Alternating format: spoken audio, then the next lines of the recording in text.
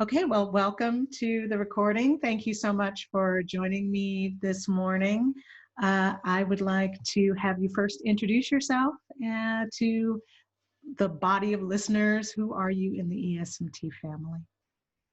Hello, my name is Konstantin Korotov. I'm Professor of Organizational Behavior at ESMT, and I'm also in charge of the faculty side of our Executive MBA program. I'm a faculty lead for our Executive MBA.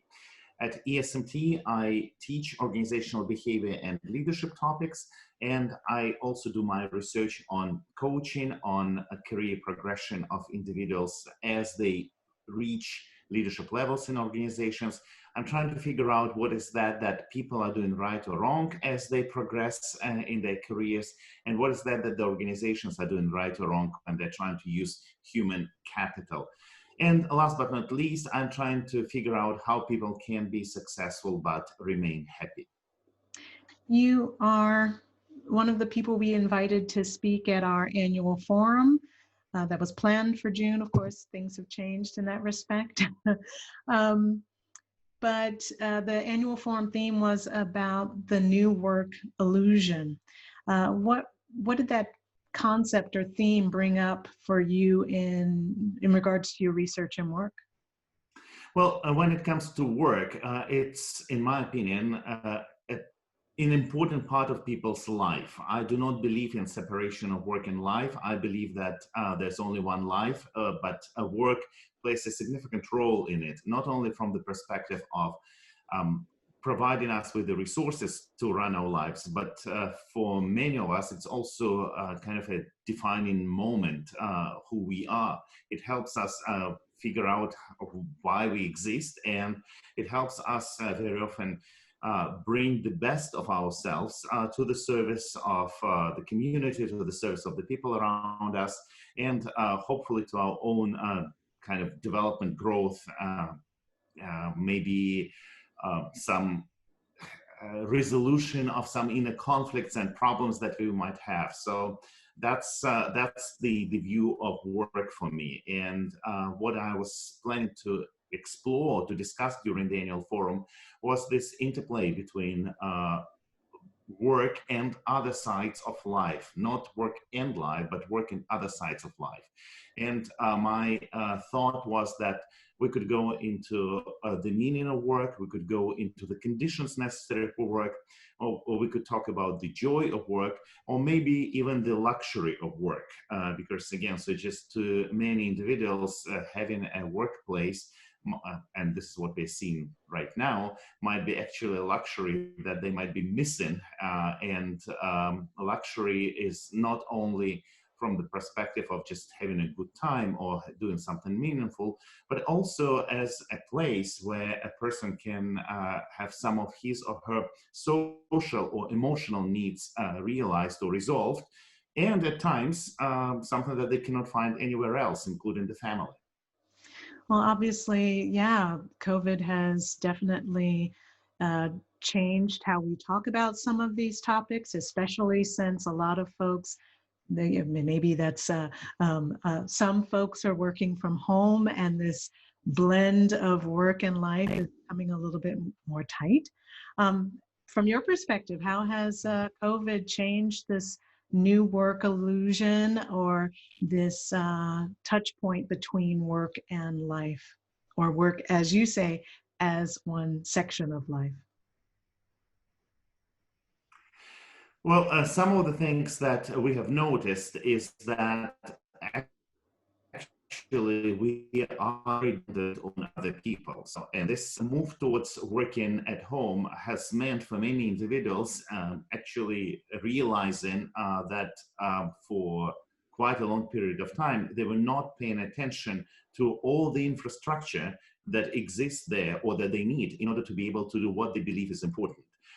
And when I'm watching reports on German TV about people struggling with working from home, I think I can see once again how important the whole structure of the society and various types of work are for us to do what we want to do or what we would like to do. So people who do not have now support with their children, for example, simply not capable of doing the job. And this is will have a pretty, in my opinion, severe consequences on the way the work is going to be organized in the future. For example, many people nowadays, when they go back, hopefully go back to the offices, will probably be somewhat mistrustful of their colleagues who are working from home, because they have experienced the limitations of working from home. They've heard all the complaints. They've seen on TV, for example, that people are working actually only part of the day. The rest of the day, they're taking care of their family and other needs. And frankly, we can also hear quite a lot of complaints from the people saying, oh, you know what, just after 3 o'clock, none of my colleagues ever responds to emails. So we're going to probably see quite a lot of interesting reactions to the way people treat their colleagues working from home, if that becomes the norm for some of the individuals. Well, of course, there are lots of individuals who are facing a different situation now. We also hear from people who are complaining that working from home has turned into working non-stop for them. So there are some individuals who by now do not see those boundaries or do not see those micro transitions from work and non-work. And in the past, for instance, commute to work, pleasant or unpleasant, depending on how far you live from your workplace, was still this boundary. This was the moment where you could unwind emotionally, where you could process some of the things happening at one side of your life, let's say at home, and then on the other side of your life, let's say at work. By now, we do not have those options, and there might be this urge to return back to your workstation, to return back to a computer and engage in work again for whatever reasons that in the past were absorbed by these naturally existing boundaries. They do not exist at this particular moment. So I see kind of this kind of bifurcation process. So on the one hand, we'll have people who will be working more and who will be suffering from actually having work becoming a larger part in their life. And we'll be also seeing those who probably are more limited in their opportunities to do work. And as a result, they might be suffering from consequences, both in terms of the perceptions, how people might see them, but also from the longer term career prospects that might be seen differently by the employers at this particular moment. I don't know what way it's going to turn, and this is still kind of a speculation, but it's definitely going to mean some kind of reconsideration of what happens in the workplace. And I do hope that people will be a little bit more respectful of all those individuals in the physical infrastructure, all those knowledge workers and all those creative people will probably realize that we are all very dependent on those individuals who are working in this physical infrastructure and who are actually creating opportunities for us to work. Very much so.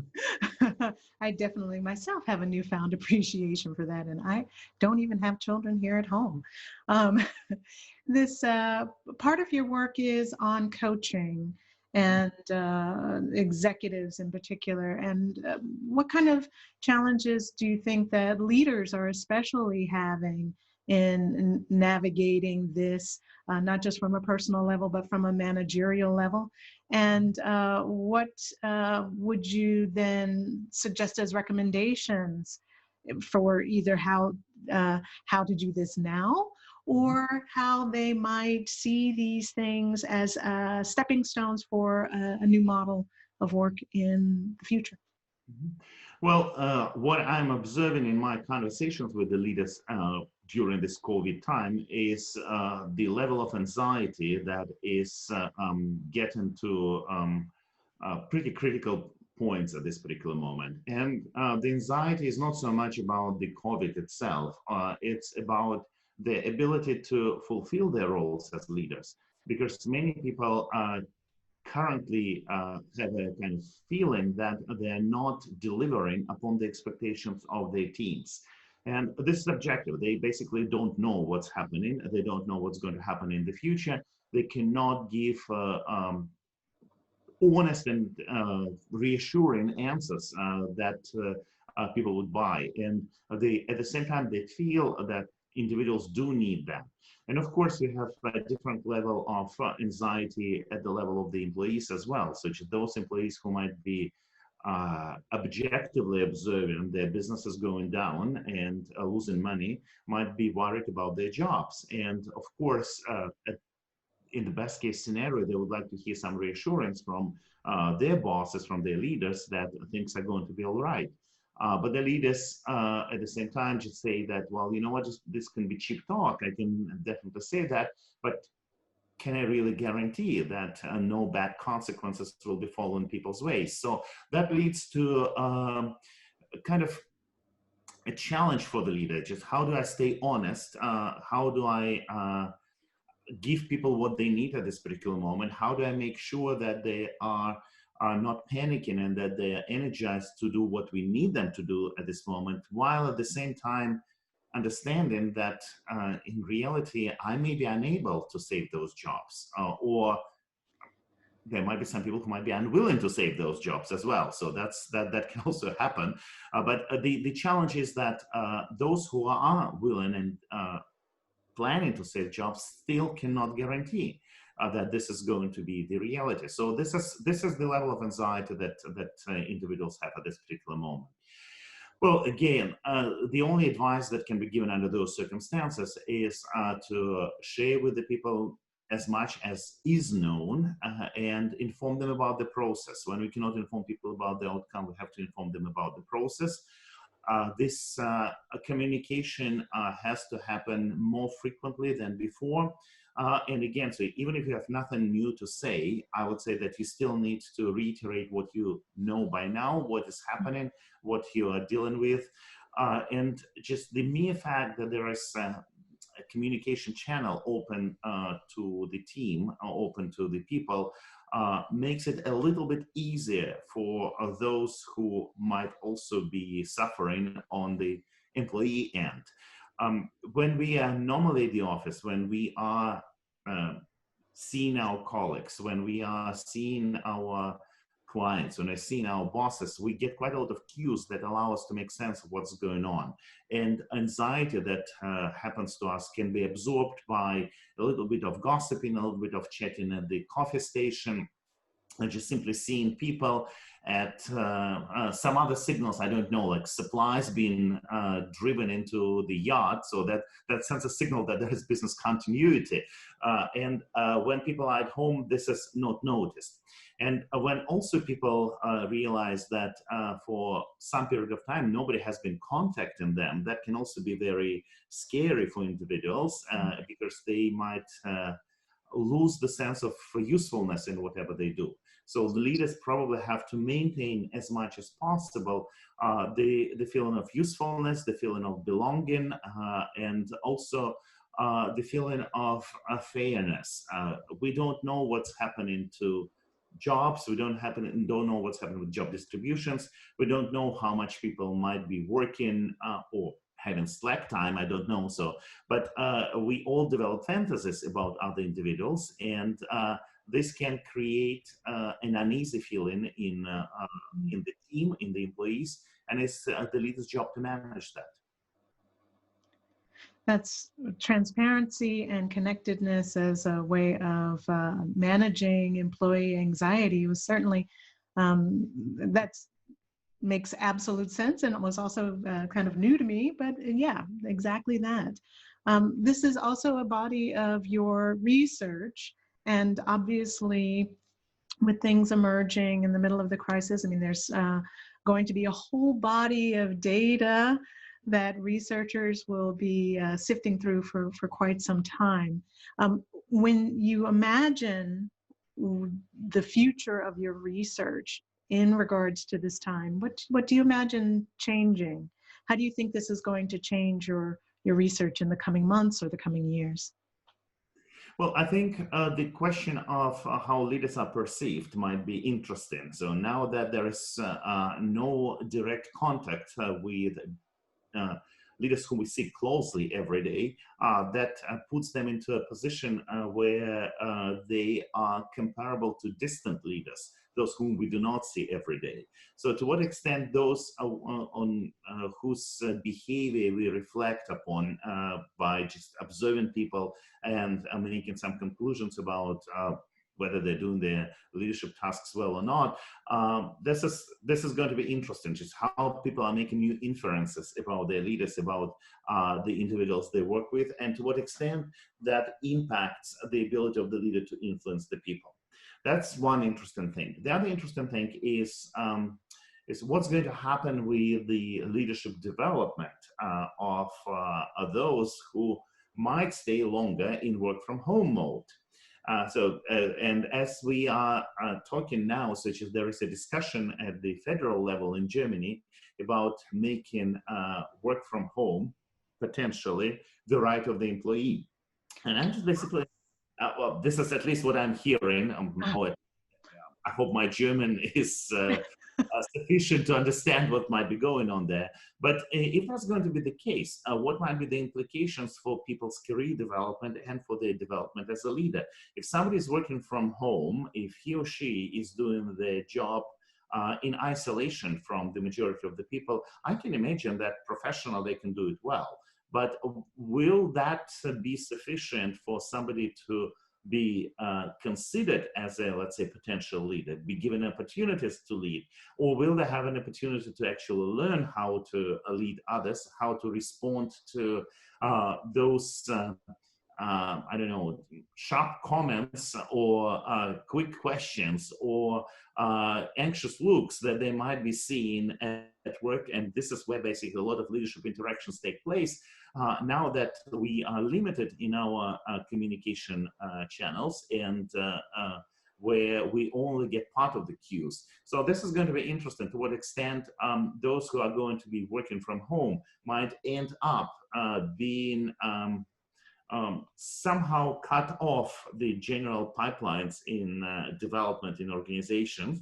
And is that going to be something that's going to lead to potential loss of talent and a loss of leadership talent? So that might be an interesting avenue to explore. So that's what comes to my mind. I'm not sure whether I'm going to be doing research in this field. We don't know how things are going to develop, but these are the questions that come up to me, pop up in my mind. And then everything that's related to the separation. Are we going to end up having two classes of workers? Again, such as those who have the luxury of working from home and those who have to toil in their apartments or in their houses. So that's going to be a very interesting question. And then the next question is going to be, can we afford working from home? So, and then we go back to work as luxury. So that's going to be, again, so just another interesting point. Can you, what is that you need to do in order to afford yourself the luxury of work? So just, could it even be, I don't know, this is utopian by now, but we know that oil, for instance, went into the negative prices. Could it be that we'll have to pay to work? So that's, that might be kind of a next question, and probably not for the majority of the people. And again, so that also probably reflects what's happening with us in business schools when we think about leadership, when we think about coaching. We, by definition, deal with a privileged population. So, and what is that going to mean for all those people who have to work in this physical infrastructure that allows us to live and work the way we do? So this is, these are some interesting questions. And what's going to be the societal response to that? So who is in essential work? So that might be also an interesting question in the long run for us to think how basically the way what we do affects who we are. This has all been some really sort of incredible amount of information to think about. And I'm sure plenty of people will have questions, follow up for you. Would you mind, just for the listeners, viewers here, telling folks how they can reach you with questions or feedback. Well, obviously, so you can always reach me at ESMT, and you can send me an email to my email address, konstantin.korotov@esmt.org. But obviously, our communication department at ESMT is always happy to support the audience and connect them to whoever at ESMT might be working on the topic of interest to them. Okay. Thank you very much for joining me today, and I will be getting back to you, of course, with more information about how this is going to be distributed on online and in print. Thanks a lot for covering these topics, and yeah, we will probably talk again soon. All right, thank you, Tammi. Okay, all right then. Have a good day. Yeah, you too. Bye-bye.